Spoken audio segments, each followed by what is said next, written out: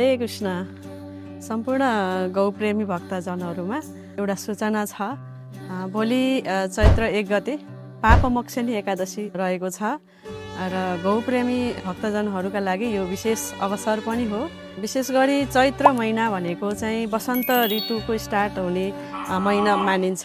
जसरी बिरुवाहरूले नयाँ पातहरू फलाउँदै जान्छन् र वातावरण नै रमणीय हुन्छ, त्यसै गरी यो पापमोक्षिणी एकादशीमा पनि हामी भक्तजनहरू या गौप्रेमी या सबै हिन्दू धर्मावलम्बीहरूले एकादशी व्रत गर्दै आइरहेको कुरा हामी सबैलाई थाहा छ।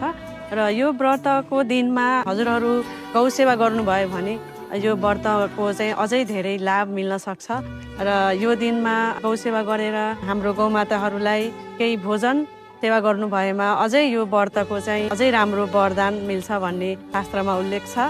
र यसको लागि हजुरहरू प्रत्यक्ष रूपमा हाम्रो लोतमा गौशाला भिजिट गर्न पनि सक्नुहुन्छ र यदि हजुरहरूलाई यहाँ आउन सम्भव छैन भने हाम्रो तल दिएको ई सेवा नम्बरमा या व्हाट्सएप नम्बरमा हजुरहरूले कन्ट्याक्ट गरेर केही सेवाहरू चाहिँ हजुरले जनाउन सक्नुहुनेछ। हरे कृष्ण।